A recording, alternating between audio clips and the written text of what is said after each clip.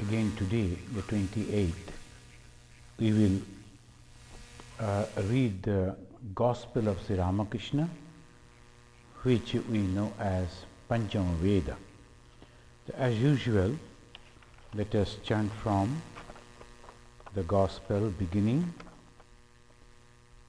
Tava kathamritam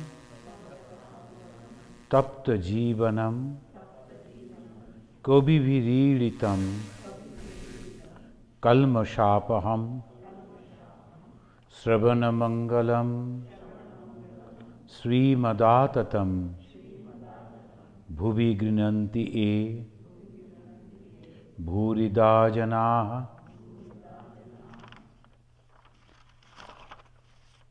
The Sri Ramakrishna was giving the answer to some of the very, very interesting questions.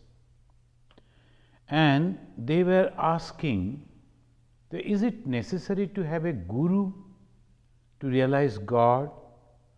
I am praying to God, I am trying to realize God, so why should I have to have someone in between? Then to answer this, Sri Ramakrishna said, Satchidananda himself is the Guru. Sat, Chit, Ananda, that is the epithets of the Brahman. The Brahman which is all pervading, the Brahman which is all consciousness. It is so difficult to understand that that same Brahman is taking human form and giving initiation, directing the disciples, taking a human form as an avatara or a son of God, messenger of God. Is it possible? So that naturally the question comes, and with that other day we discussed that Brahman grihita mayaru gunaha. Brahman accepting the qualities of the Maya. That is the answer. How Sat Chit Ananda can, which is all pervading consciousness, can become a personal God. So that to answer that, it says actually it took the help of Maya.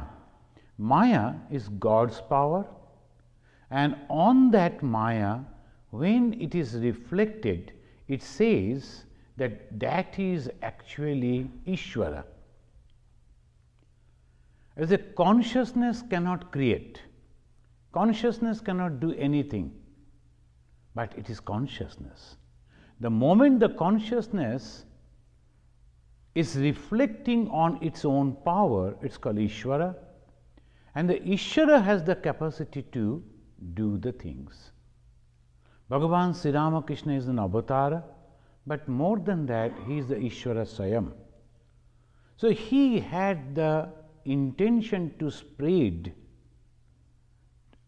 these Vedantic thoughts among the present day human society, so they can understand it better and can once again try to realize God and can get peace and harmony can prevail among the divergent people.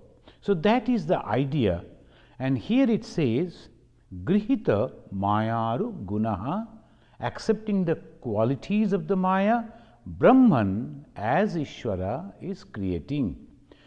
In Bhagavata also, that also we discussed the other day, in Bhagavata we find a wonderful story. Bhagavata is, we quoted from the Bhagavata that he took the help of the Maya. This is a beautiful story. That one rishi, he is Sutapa. Tapa means austerity, is a famous in austerity, but his name is Sutapa. And that rishi and his wife is Prishni. They came to great God and told, if you are happy with our austerities, our prayer, and if you want to give us a boon, please be gracious enough to become our son or send someone like you. We want a son like you. Then the god told, okay, give me some time. And he traveled all the three lokas. This is the nether world, that means the Patala Loka. Then the Prithvi, that means the earth, and also the heaven. After searching all the three worlds, the god came back to them and said, no, Adrishtanyatamam loke. On these three, in these three loka, in these three places, I couldn't find anyone Shilo Audarjo Guno Samam. The qualities that I am having, these qualities no one is having. Now it is your prayer, and I promise to give you the boon, and like me there is no one anywhere, so what to do? Then he said, Aham, me, Suto Bhama Bhabam, Sutavana Bhabam. I will, Suto means the son. I will become your son, Prishni Garbha. I will accept the Prishni as my mother. Iti Srutaha. In Bhagavata, it is very clearly mentioning like this. This is a story form. But these are the truth. The God Himself, who is all powerful, all pervading, but at the same time, as because He is having all power, God can take any form. God can go anywhere. So this time He came as Krishna, and He is the father and mother. This Sutapa and Prishni, they became Vasudeva and Yashoda. So, Devaki, Vasudeva and Devaki. So these two, they came in this form and became their father and the mother. He who is Guru is also the Ishta, the chosen idol. Bhagavan Sri Ramakrishna is telling, the Guru and the Ishta are the same. Why? Because the God is the Guru and God is the Ishta. So all these three are the same. The Ishta Devata is nothing but the Guru. Mostly they teach us, in the Ramakrishna tradition, I don't know other things, they teach us that when you are meditating, first you be grateful to your Guru. Then you go along with in the company of your Guru to your Ishta. Then you see that your Ishta is merging in the body of your Guru is merging in the body of your Ishta, and then you are only having Ishta to meditate upon. So the Guru actually taking the form of a human being and taking you to the God, to the Ishta, and then he is merging in that form of that God, and you are meditating on that God. So ultimately the Guru and the Ishta are the same. So Sri Ramakrishna is telling, he who is Guru is also the Ishta. The Guru is the thread that leads to the God, and that is why we need a Guru.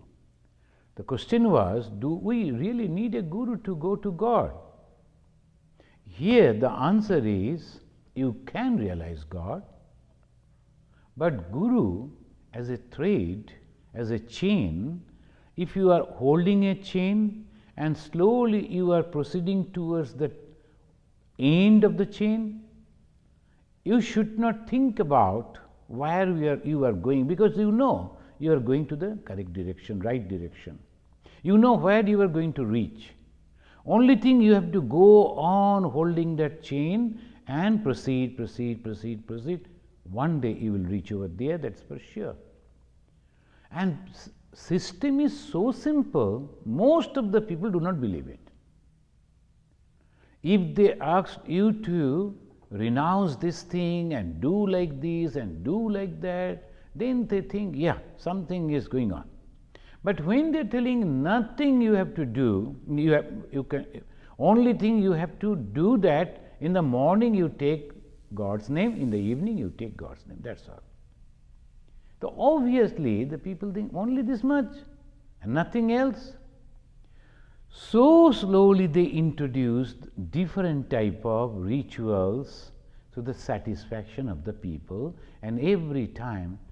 But even if you call on God with sincere heart once, with the tears flowing down, sufficient. So that is here again he says, Hindus have so many gods and goddesses, so many gurus, so many ishtars, but all can live together because the teaching prepared them to be broad-minded. So that is the secret of Hinduism, how in India we could survive for thousands and thousands of years with so many varieties because of this teaching. And here it says, fix your attention on that form, Sri Ramakrishna is telling. Fix your attention on that form of God which appeals to you most. Look at it, the freedom. There is no injunction, there is no imposition, only asking, if you like this, do this.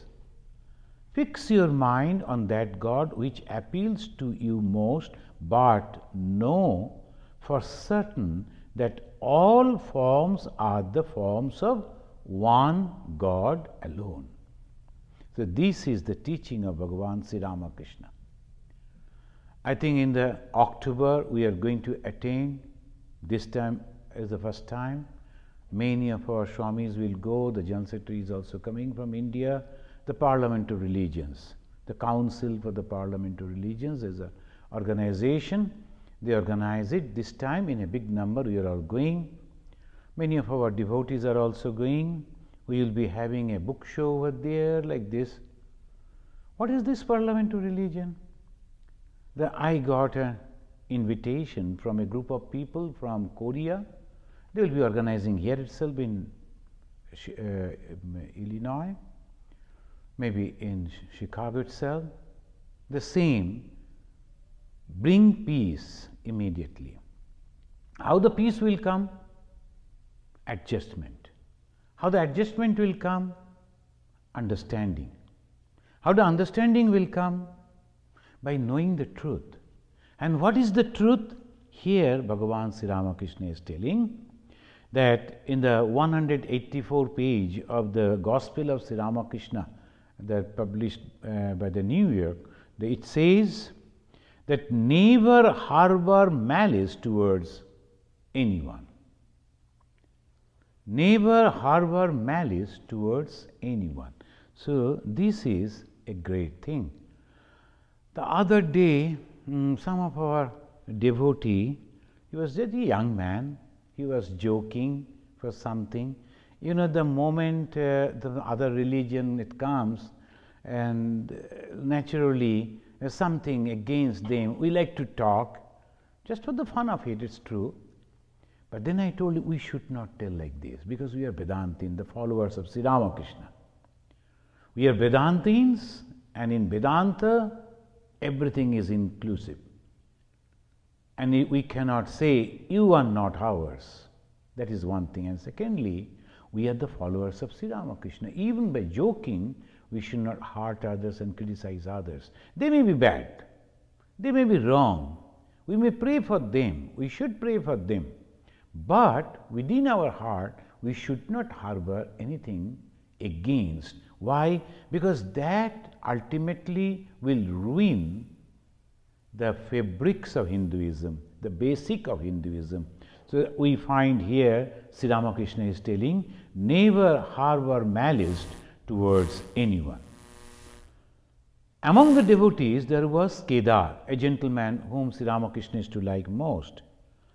And understanding his mental attitude, Sri Ramakrishna is giving a great certificate. He is telling, he is very nice.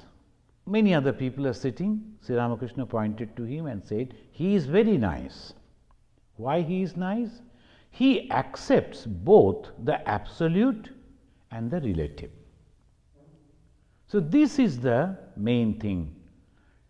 Now many others, either they are telling that there cannot be God in form, it must be only without form. Thousands of years we are fighting whether God is with form or without form. Among the Hindus, of course, we never fought with arms, we only fought with arguments.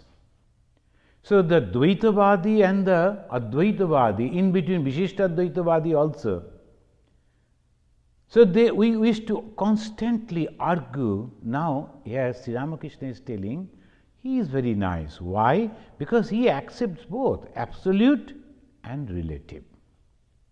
Now, the relative things we cannot say no. And absolute is absolute. Absolute is the truth. We cannot say deny it, we cannot say no to that also. So, obviously, these are the things that we have to understand, then only we can understand Hinduism properly. Whenever people are going over there to the Hindu temple and they see any Hindu temple, they see so many gods and goddesses, images, huge tomb and so many things. So when they come over here, the first question they ask, is it a temple? Because only the chairs are here, 2-3 pictures, that's all. Is it a temple? And there is no one attending them, immediately doing some arati, giving them prasad or these or that, nothing is there. The question comes, I told you it's a temple. Of course it's a temple, it's a holy place. But there you see the practical thing, here you see the absolute thing. Here we teach the philosophy, there they practice that thing in a different ritual form. If you understand why they are doing it, naturally it will help you, but both are same. So this is the Hinduism, absolute and the relative. In the Ramakrishna mission, very peculiar. So whenever the devotees come, they come with an impression, and whenever they will come, they will first thing they will ask, why Thakur is like this, so many years old, asrama, there is no image. Who is going to do the puja? In the image, who is going to offer the fruits and all the foods? So naturally, just you cannot keep the image like that, you have to do many things. And what is necessary? When we got the camera and we got the real picture of the avatar, why should you go for the image? Like this. But the impression is this, the temple means like it should be like this, it should be like that. That is the impression. But why? That's why in the Ramakrishna mission, if you go to Mayavati in Himalaya, the name of the asrama is Advaita Asrama, established by same Swami Vivekananda. And again, this Swami Vivekananda, he traveled the length and breadth of India, begging the donation, asking donation, requesting donation, monetary help, only to purchase a piece of land and to build a temple in the name of his Guru. And how much he was humiliated at that time. If we read his biography, we can understand. And this same Vivekananda is telling, no image or even the photo should be here. But both are Hindus. There in the Belur Math, if you go, every day there is some function is going on. Apart from regular puja, one after another programs is going on. Durga Puja, Kali Puja, this Puja, that Puja, all sorts of puja. In Advaita Ashram, you cannot burn one incense sticks also, restricted. Why? That is also Hinduism. So the whole gamut of Hinduism, from the absolute to the relative. So when this Kedar, in those days, he understood it and he was very, very sincere, then Sri Ramakrishna is appreciating that he has understood it properly. Most of the people could not do that. Then Sri Ramakrishna is telling that he believes in Brahman, but he also accepts the gods and divine incarnations in human form. So why he was praising Kedar? Look at his mental attitude. He was really blessed person. Otherwise, now only intellectually we are accepting, that too is very difficult.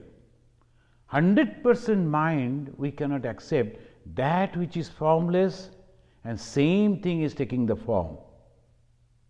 We always ask question, we are a little bit confused, but here this man in those days, he is telling, and that Sri Ramakrishna, before everyone, he is talking about him. He believes in Brahman, but he also accepts the gods and divine incarnation in human form.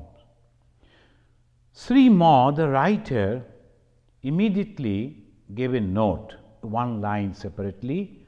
He wrote, in Kedar's opinion, Sri Ramakrishna was such an incarnation. In those days, when Sri Ramakrishna is naturally, contemporary people, they cannot understand and accept a person who is roaming among us, behaving just like us, more ordinary than us, not having any money, no education, even can't speak properly, he is a little bit stammering, is there, and pronunciation is just like the villagers. He is an avatar. How it is possible? He is not showing any miracles. He is not walking on the Ganges, rather he is hiring a boat and then traveling. And he is not floating in the air. He is not fasting for the years together. Nothing he is doing, so ordinary. And whomever he meets, immediately he will be first to bow down. Sir, please come, how are you? He will be the first person to tell that. So humble, so ordinary, and he is an avatar. Many people never believed it.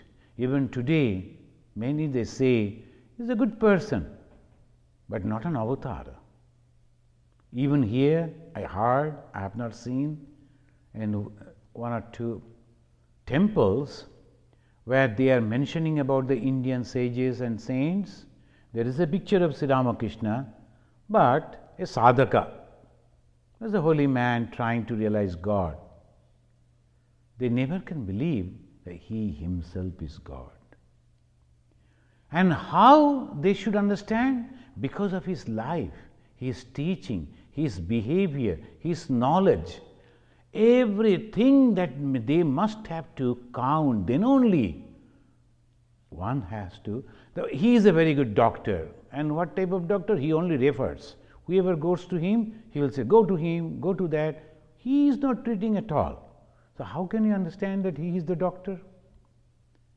So doctors should be proving that they can analyze the thing and can understand and can cure, then he is a doctor. In the Sri Ramakrishna's life, we find whoever is coming, his judgment is very correct. And there he is excelling everyone. Avatara Varishtaya, Sri Ramakrishna, that Swami Vivekananda is telling. In Kedar's opinion, Sri Ramakrishna was such an avatara, incarnation. And in the Bhagavad Gita, in the 9th chapter, 11th sloka, it says, Abhajananti mam mudha, manushim tanumasritam, param bhavam ajananta, mama bhuta maheshwaram. The Bhuta Maheshwara, Supreme Lord of all this that exist, Bhuta Maheshwara, and I am in the form of a human being roaming over here. Mudha means the fools. They cannot understand at all. Abhajananti mam mudha. The fools without an understanding of my higher nature as the Supreme Lord of all that exist, disregard me manifest in human form. Disregard me. Who is telling? Sri Krishna. Long back, Sri Krishna, and he showed so many miracles right from his childhood days. We all know, those who have read the biography, the life of Sri Krishna in the Bhagavata and others, we know so many miracles he showed, supernatural power. His maternal uncle Kamsa wanted to kill him. He sent so many powerful people, but nothing, they could do no harm.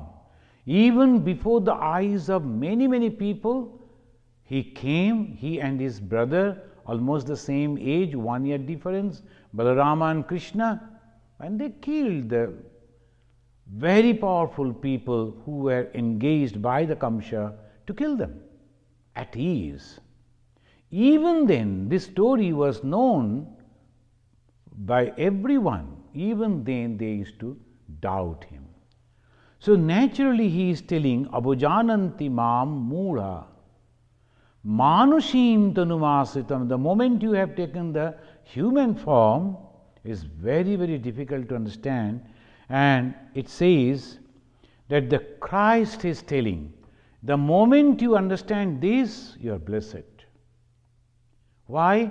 Only he can understand who has raised his mentality mind in that level. Otherwise, it is impossible. When all others are telling she is or he is very great and we are all going and throng, they are in good number, just going because the crowd is going. In the long back, and sometimes the college students, just to play the prank, in the Calcutta streets, the people are full of curiosity and a lot of people. Suddenly one will start shouting and he will tell his friends also to do as he is doing. He will put his finger to the sky, and as if there is something very special, all of them will be looking at the sky with all curiosity. Will you believe? Immediately 100 people will be around. What is there? What is there? What is there? So you see, they are all seeing very carefully. Oh yes, something is passing, something is happening. These people have already left. Engaging them to only gazing in the simple sky, clear sky, imagining something is going on. So this is the ordinary people. Wherever you go, there is the good number, all other people will also go.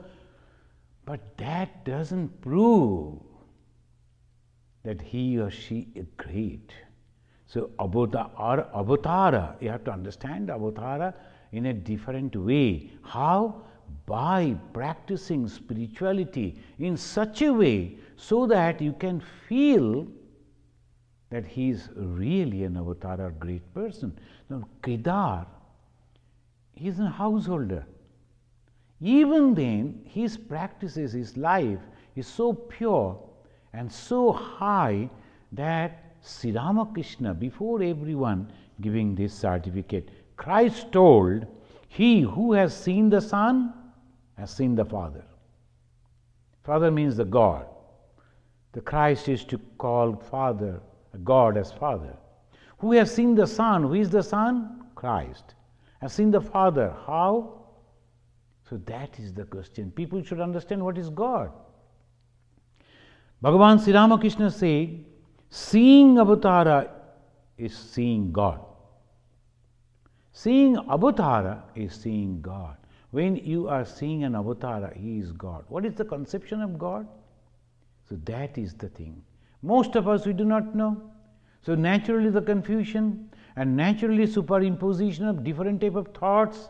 The God means he must be very, very tall. When he is standing over here, his head is touching the sky, and must be at least 4 hands, must be these, must be there, all supernatural things must be there. Why not normal? The moment that God says, I like to eat food, oh my God, he eats. No, he cannot be the God.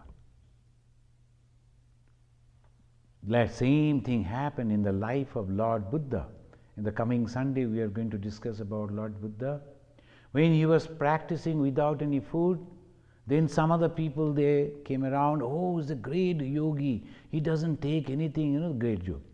The Buddha felt that he cannot even sit straight because he became so weak. So he went and started taking some fruits and water. Immediately they left him, telling that he has fallen from the ideal because he is taking food.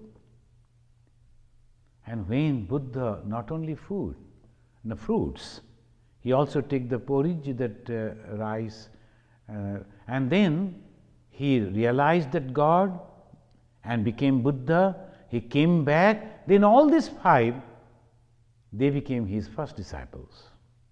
So people, they don't understand. And Buddha, he was very kind-hearted, so he went to them first because they were his companion in the beginning. So he went there. So that is a different story. The seeing avatara is seeing God. How can you think like that? Because all the great qualities, good qualities, the best qualities that we can conceive, we can imagine, all we find in that avatara or the Son of God or any person having those qualities. And Sri Krishna in the Bhagavad Gita, 16th chapter, first 3 sloka, 26 qualities he is mentioning. If one can have those qualities, he is God himself. So here, then avatare vishwas purna gyane lakhan. Sri Ramakrishna is telling, believing in avatara is a sign of pure, complete knowledge. So the knowledge, the moment we talk about knowledge, we know, those who are followers of Vedanta, knowledge means Brahma, Satya, Jagat, Mithya. But here Sri Ramakrishna says they are having a complete knowledge. Why? The same Brahman who is absolute can also become the relative in this world. So Shankaracharya, he is accepting this. Sri Ramakrishna's guru, the great Totapuri, he was not ready to accept in the beginning. Then something happened in his life. He was feeling terrible, the stomach pain. It was so severe. He wanted to commit suicide. It was so severe pain. He went into the Ganga and he found the whole Ganga. He almost crossed from this side to the Calcutta side, and there was everywhere knee-deep water in that Ganga, knee-deep water. So obviously when he was shouting, Kya Daivi Maya, what is this miraculous thing? Then Sri Ramakrishna told, you are not accepting the power of God. You only believe the God without form and consciousness. But the same consciousness, when doing all these things all around, creating the world and having the Leela, that too you must have to accept. If you are not accepting those things, that means it is incomplete. He wanted to help his guru to complete his knowledge. That's why he did all this. So that is the Sri Ramakrishna. In the Bhagavad Gita, again about the avatara and difficulty to understand, Sri Krishna said, Naham prakasha sarvasya yogo maya samabritaha. Again he says, yoga maya, the maya. Is it deluding the mind of the people? They are so intelligent and they think they are intelligent. And that is the problem. The moment they start thinking that I am intelligent, I can understand everything, you know for sure the Maya is having the total possession over that mind. So, Naham prakasha sarvasya yoga maya samabritaha mudoham, again the muda. In Sanskrit, the filthiest word that they could use is the muda. Below that they could not. So, mudhoham na abhijanati loko mam ajam abbayam, unoriginated. This is very special word, ajam. I never take birth. But again it says, I am taking the human form. And if you don't understand that, you are a Muda.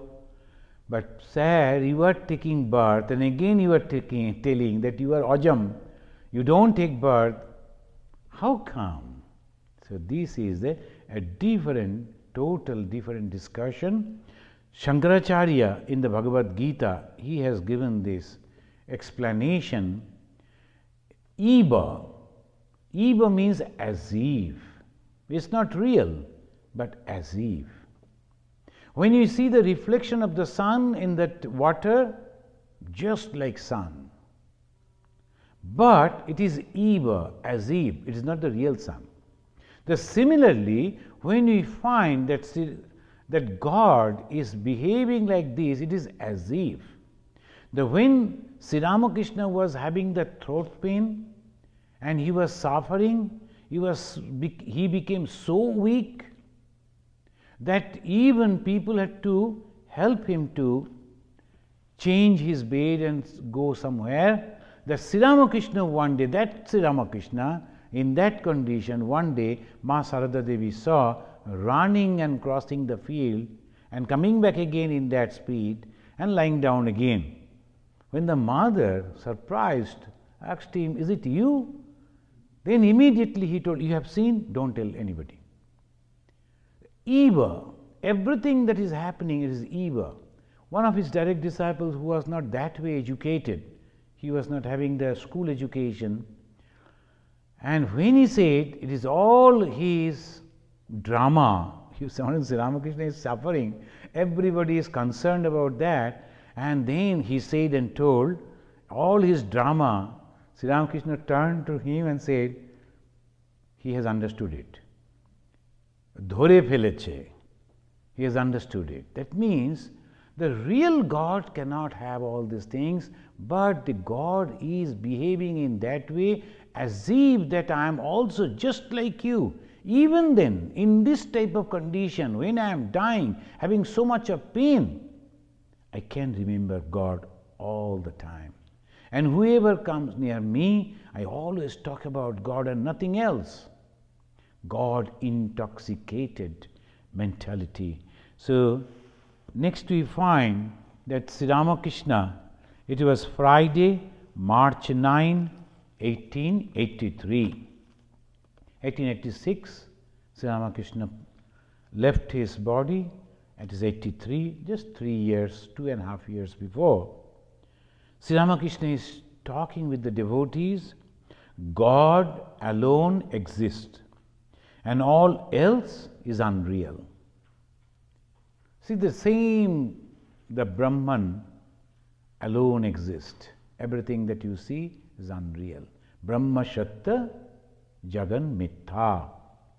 The same thing Sri Ramakrishna is telling, and again at the same time he is adding, the Divine Mother has kept all deluded by her Maya.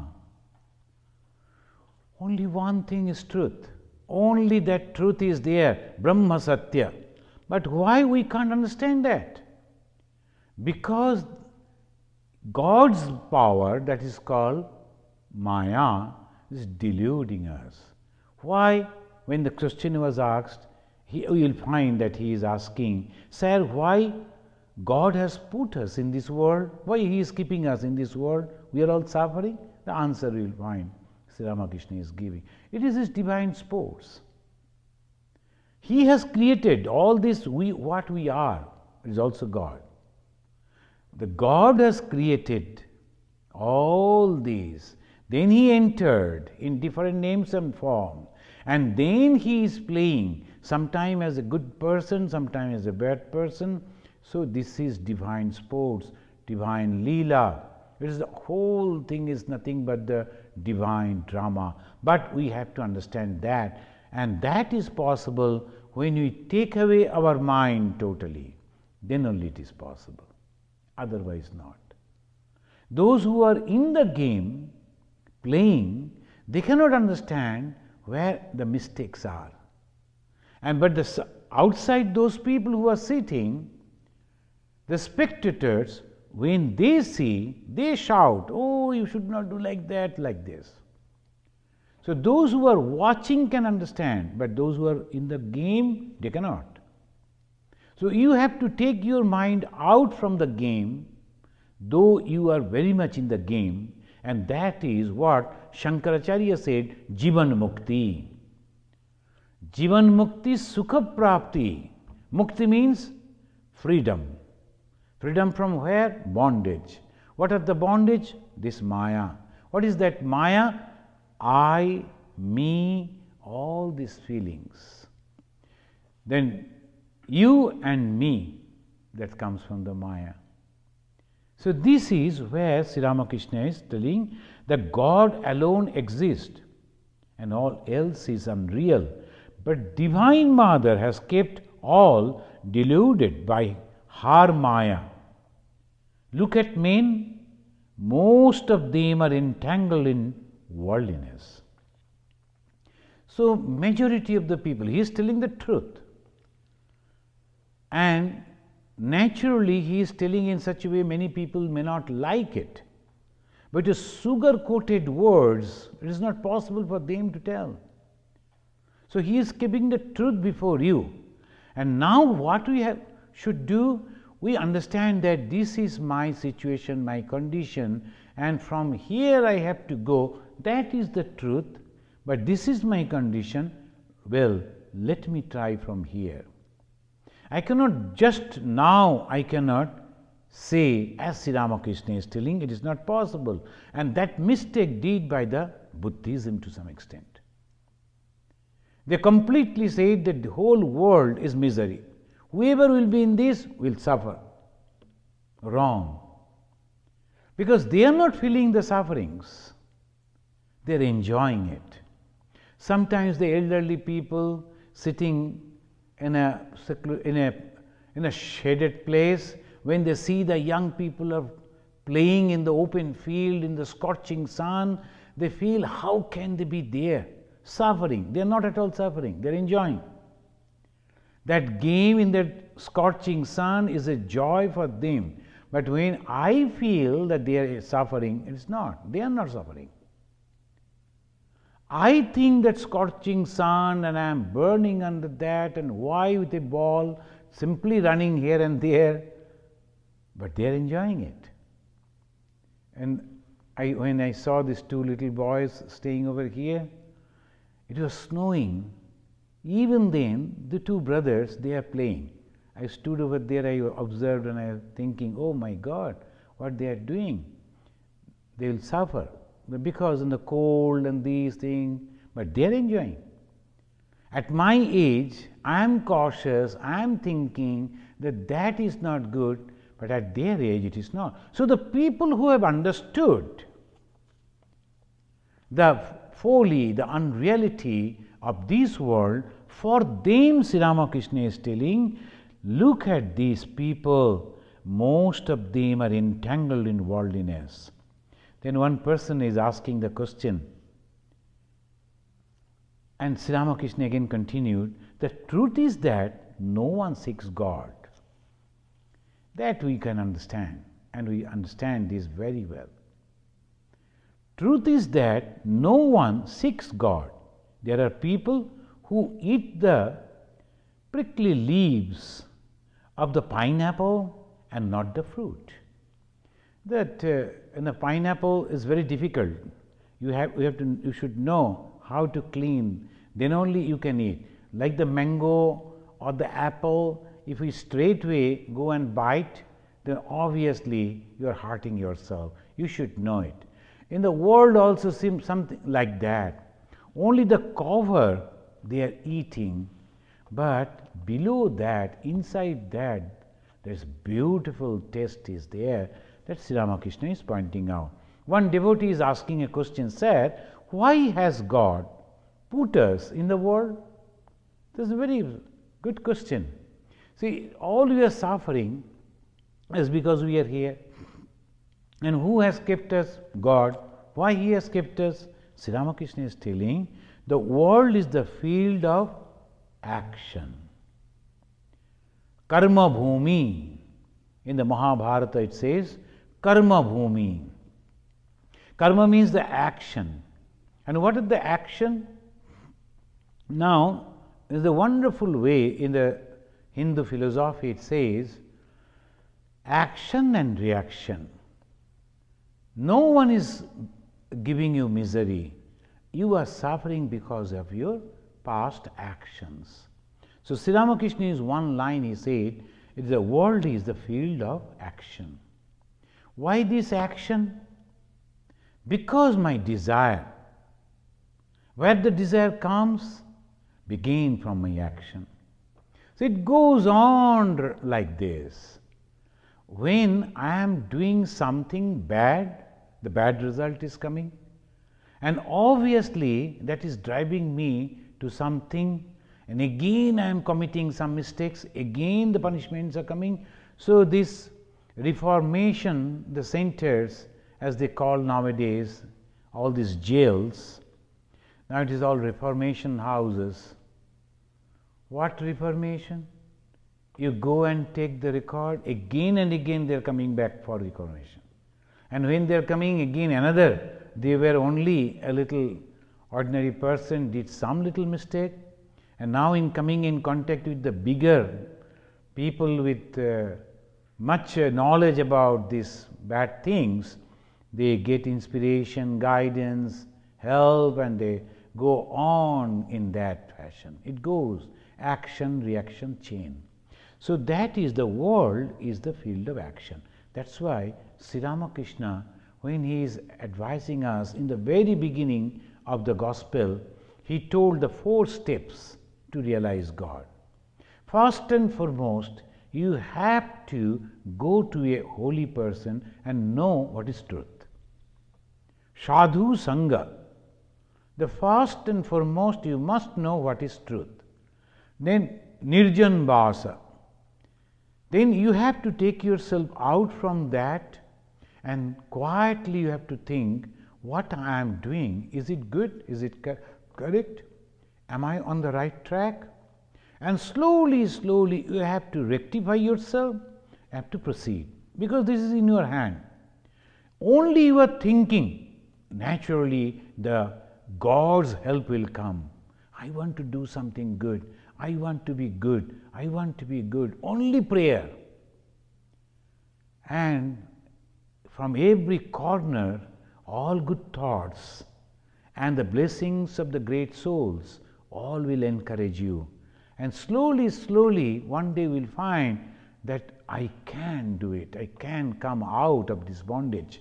So here it says, the Nirjan Vas and then Vichara. I have to understand myself first. What is my condition? I am simply seeing somebody over there. If I try to imitate, that will be a blunder. I should not do that. I know my condition. So from this condition, let me slowly improve. And when I am trying to improve, how I can improve? Giving the best thoughts the most of the time. The early morning, I am getting up and doing little japa, taking the name of God, then reading some good books, then doing little physical exercise to keep my body fit, then again coming and taking the fruit, some breakfast, and again that time I am going through some of the good lines, some good books. Like that constantly, if we can give good thoughts, the bad thoughts won't be there. When there is no thoughts, there is no action. And when there is no action and thoughts, the result is always purifying. So karma, bhumi, this world gives us this opportunity, and Swami Vivekananda said, you are the maker of your own destiny. Constantly you have to go on thinking. It is not possible to think constantly on a higher spiritual level. Impossible. No one can meditate 24 hours. So obviously where we will keep our mind? Ma Sharadamani Devi, in a very simple way, she is telling, what is tapasya? We talk about tapas, about the spiritual austerity. What is that austerity? Only somehow keeping your mind at the feet of God. Look at it. So simple solution. Only somehow, when I am all alone, doing some work, ordinary work, if I am singing the song of God, when I am walking maybe on a machine and I am thinking I am going towards the Amarnath, and Amarnath is 11 kilometers, I have to reach over there, and today I have covered 1 kilometer, tomorrow, and every time you are walking, instead of looking at that how much I am walking, if you just think that we are reaching towards Amarnath, so there nowadays in the YouTube, all those pictures are available, how the roads are, you can just think, and that way you are keeping your mind at the feet of Amarnath.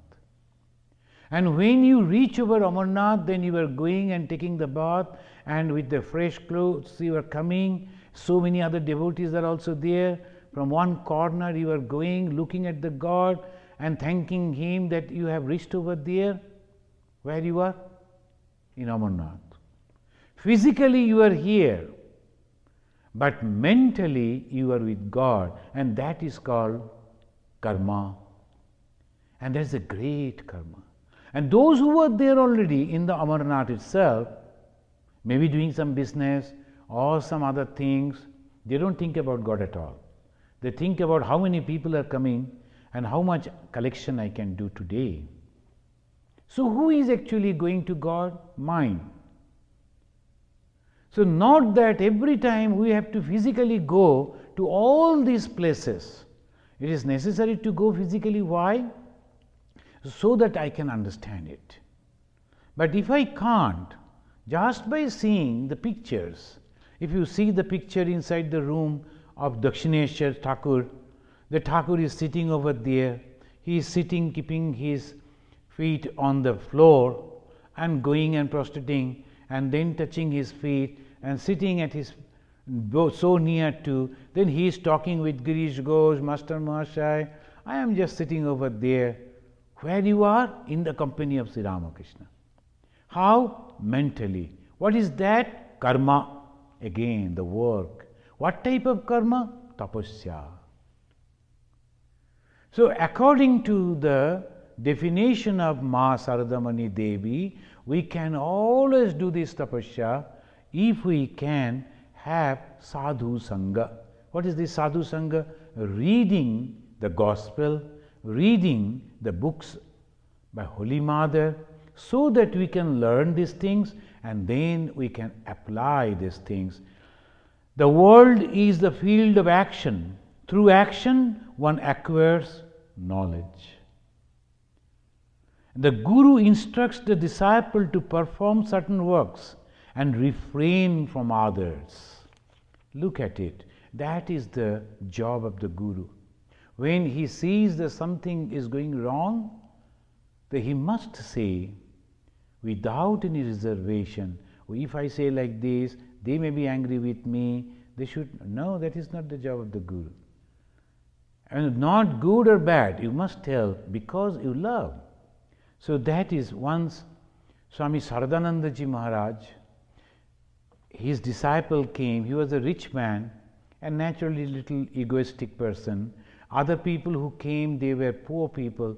He entered into the room when Maharaj is talking with those people and he shouted, hey, get up, get up, get up, go away. I have to talk with Swamiji, the important talk is there, you go away. He used to donate a lot in those days, Ramakrishna Mission poor. So he thought the Guru will be happy and he had that capacity, right to do that.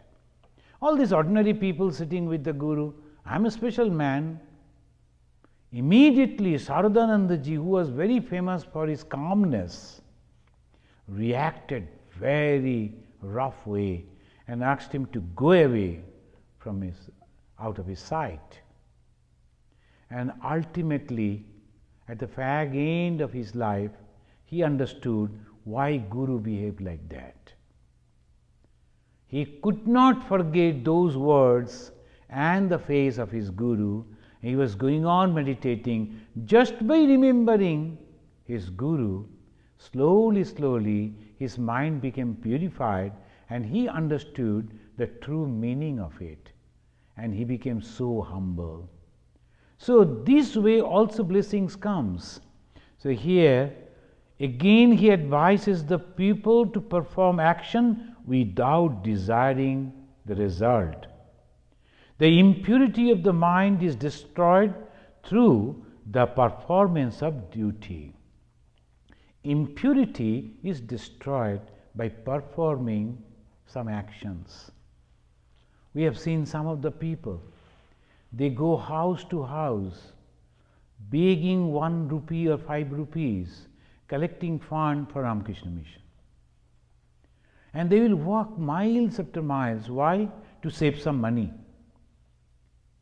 So that type of people also we have seen, and by that way, surely their mind is becoming purified. So why should I ask? I am also some person over here, how he will feel? He is not thinking in that way. Constantly he is thinking, I am collecting these for the sake of God's work.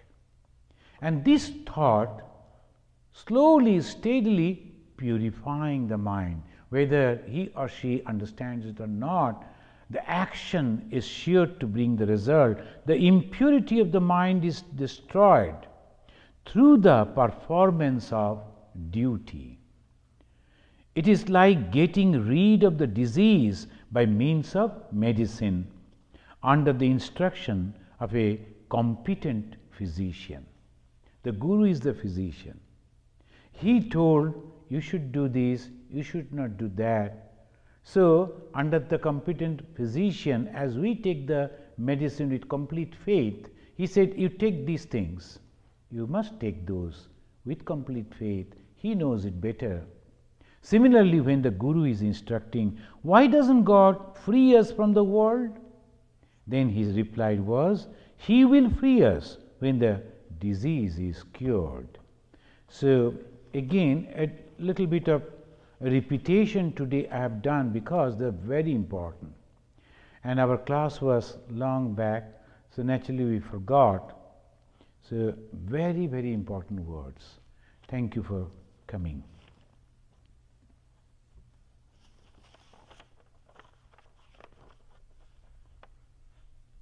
Niranjanam nityam anantarupam bhaktanukampa dhrita vigraham vai Ishavattaram parameshamidhyam tam Ramakrishnam shirasa namamaha.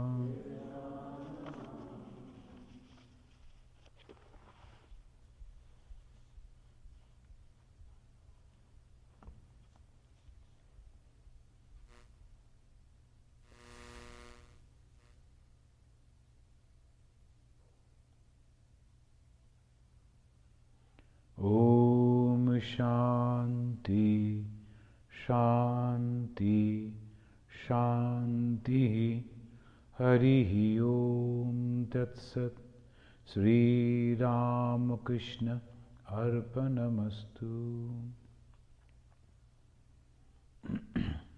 The coming Sunday we will discuss about the Buddha's life and his teaching to perform the Buddha Jayanti in our own way, the Buddha Sharanam. And friends, you must have received, most of you, those who are having your address, email address with us, that Belur Math has started the relief work through the center at Nepal, and they are collecting fund. We have mailed you those things. If you like to give some donation, you are welcome. But we have not given any that link so that you can give through what is called